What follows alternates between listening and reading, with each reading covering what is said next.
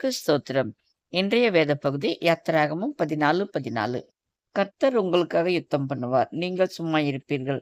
ஆம் பிரியமானவர்களே, கர்த்தர் நமக்காக யுத்தம் பண்ணுவார், நாம் சும்மா இருப்போம்.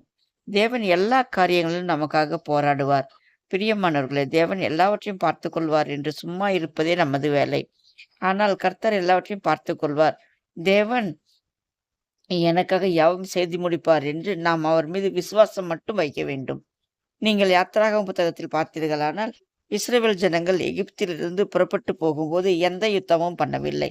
தேவன் மோசேயை கொண்டு சொன்னார், புறப்பட்டு போங்கள் என்று. அவர்கள் புறப்பட்டு போனார்கள். எகிப்திய இராணுவம் கூட அவர்களை பின்தொடர்ந்த போது அவர்கள் எந்த யுத்தமும் செய்யவில்லை. ஆனால் தேவன் அவர்களுக்காக யுத்தம் செய்தார். எகிப்திய இராணுவத்தை செங்கடலில் அழித்து போட்டு இஸ்ரவேல் ஜனங்களை காத்தார். தாவீதின் வரலாற்றை நீங்கள் 1 சாமுவேல் 1:17 படிக்கும்போது, அவன் கோலியாத்தோடு எந்த யுத்தமும் பண்ணவில்லை. பட்டயம், மார்க்கவசம், கேடயம் போன்றவற்றை அணிந்து கொண்டு போனானா? இல்லையே. தாவீது என்ன சொல்லி போகிறான்? நீ பட்டயத்தோடும் ஈட்டியோடும் கேடகத்தோடும் என்னிடத்தில் வருகிறாய்.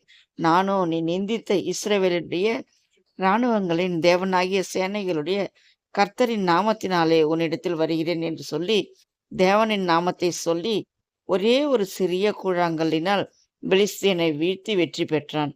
யோசுவாவும் இஸ்ரவேல் ஜனங்களும் எரிகோ பட்டினத்தை சுற்றி சுற்றி வந்தார்களே தவிர அவர்கள் யுத்தம் பண்ணினார்களா? இல்லையே.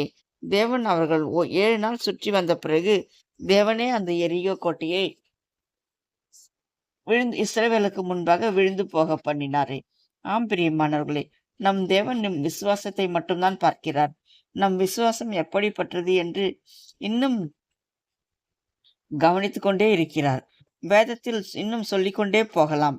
யுத்தமும் இல்லாமல் தேவ பிள்ளைகள் ஜெயித்ததை நாம் சொல்லிக்கொண்டே போகலாம். தேவனும் அவர்களுக்கு அற்புதம் செய்ததையும் பார்க்கலாம்.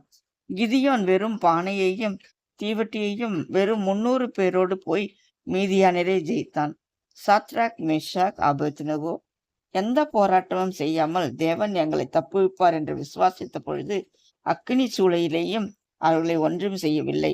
எஸ்தர் ராஜாத்தி எந்த போராட்டமும் இன்றி வெறும் உபவாசம் மட்டுமே செய்து யூத ஜனங்களை காப்பாற்றினாள்.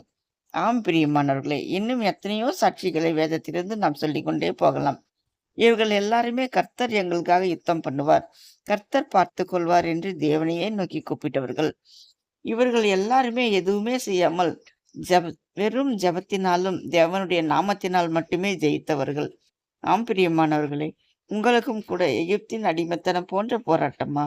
கோலியாத்தை போன்ற பிரச்சனையா? எரிகோ மதில் போன்ற எல்லா பக்கமும் அடைக்கப்பட்ட சூழ்நிலையா? அல்லது யூத ஜனங்களுக்கு வந்த பிரச்சனையை போன்ற உங்களை முற்றும் அழித்து விடுகிற சூழ்நிலையா? எதையும் கண்டு கலங்காதீர்கள். இவர்களுக்கு உதவி செய்த அதே வல்லமையுள்ள தேவன்தான் நமக்கும் இருக்கிறார். அவர் நமக்கும் உதவி செய்வார். தேவனை நோக்கி விசுவாசத்தோடு கூப்பிடுங்கள். நீர் எல்லாவற்றையும் பொறுப்பெடுத்துக் கொள்ளுங்கள் என்று சொல்லிவிட்டு நீங்கள் அற்புதத்திற்காக காத்திருங்கள். தேவன் பெரிய காரியங்களை செய்வார். நாம் ஒன்றுமே செய்ய வேண்டிய அவசியம் இருக்காது. எல்லாவற்றையும் தேவனே செய்வார். நீங்கள் அவருடைய வார்த்தைகளை விசுவாசித்து அவரை நோக்கி கூப்பிட்டு பாருங்கள். தேவன் உங்களுக்கும் அற்புதம் செய்வார். கர்த்தர் உங்களுக்காக யுத்தம் பண்ணுவார். நீங்கள் சும்மா இருப்பீர்கள். ஆமேன். அல்லேலூயா.